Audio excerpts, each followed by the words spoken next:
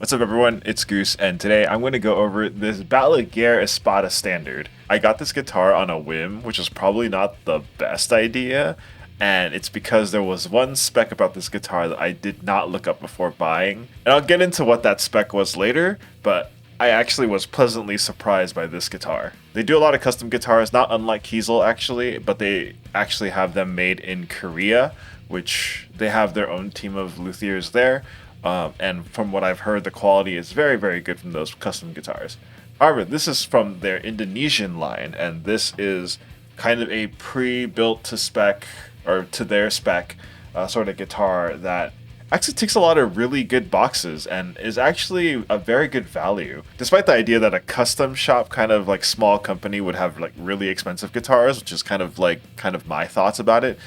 This one was under $1,000. I actually got this on a deal for just a little over 800, and it is extremely good and super surprising. All right, so what we're looking at here, the first thing that actually gets me really excited about this guitar is the fact that it has stainless steel frets, and they're made very, very well. There's no fret sprout for me, and they're just so smooth. And compared to the Schecter I had with stainless steel frets, I don't know if it's the factory. It's probably the same factory.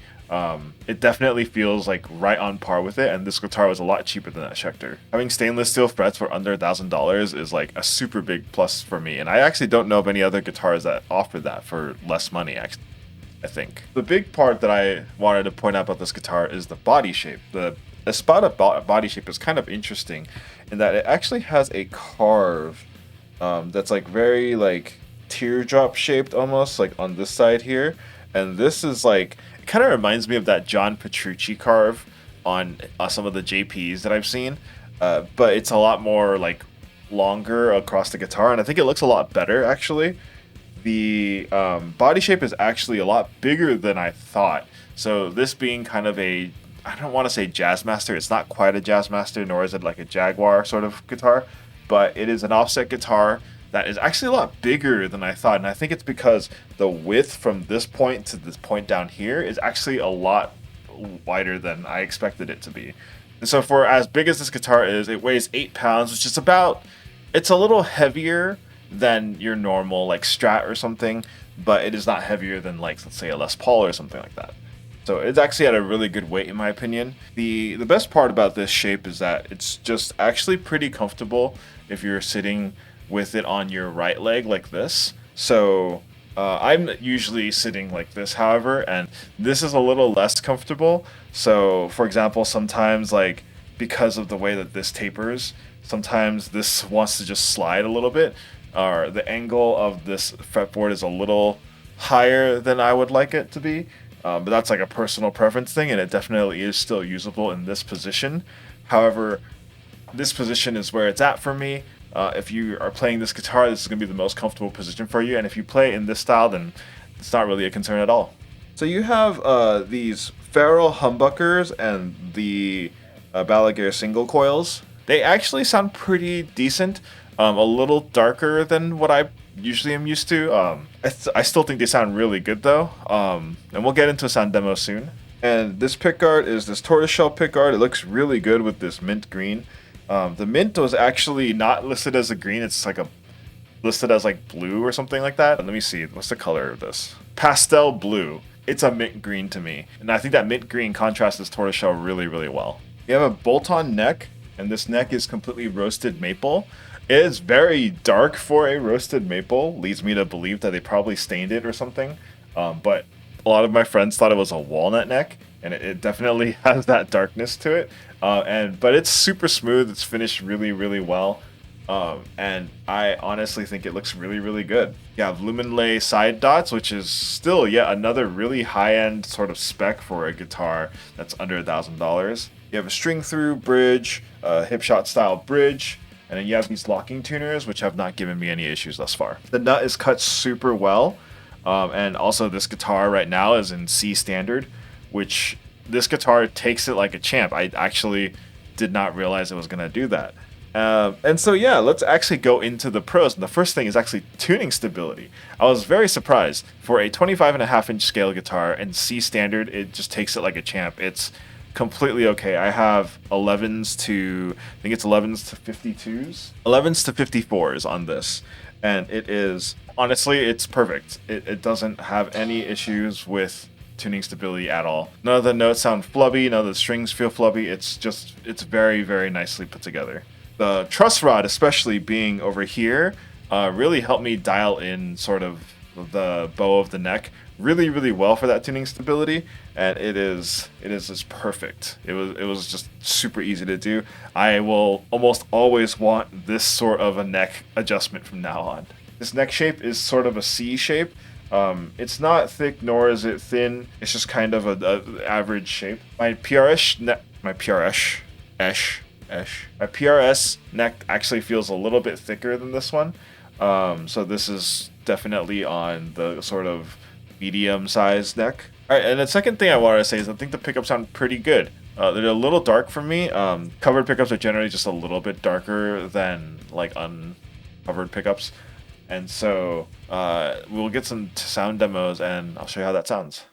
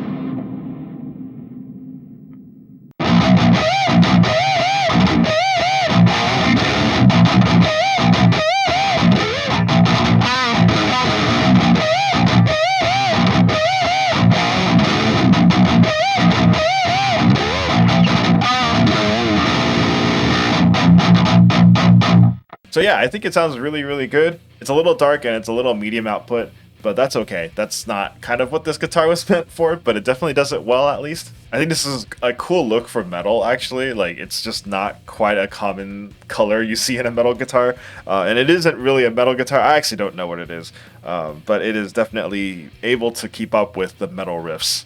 So yeah, that actually is another positive of this. I think the neck pickup, as someone who doesn't really play single coils in the neck too often, I think that it is something that I have just not gotten used to yet, but the clean sounded really good for it. Knobs feel all really, really high quality. There's a push-pull for a split coil if you really wanted to, and yeah, I think it's just a great setup. I'm actually really surprised by how much positive I have to say about this guitar.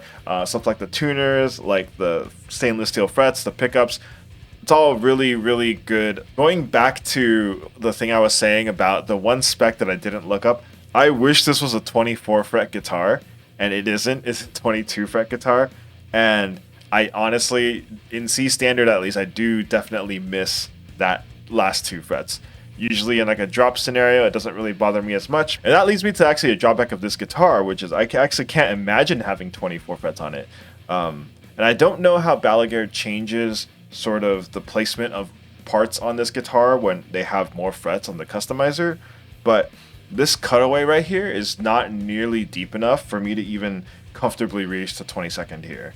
So what's strange is that there is a cutaway on the backside, so you can see it right there. There's like a little cutaway here, but that's never where my hand goes. Like, that's not where, it doesn't really benefit my hand in any way to have that cutaway there. You see how my hand doesn't even go anywhere near there? So I don't really understand why they put it there and not have it like on the front of the guitar, which is where I feel like my pinky runs into the body a lot. Luckily, the bolt-on joint is actually smoothed off and it's actually really comfortable. But the other thing I noticed about this guitar that I was kind of not a fan of are the inlays, actually. So this is a roasted maple, but it's a very dark roasted maple, as I mentioned earlier. The inlays they put on this guitar are in black, and they're very hard to see.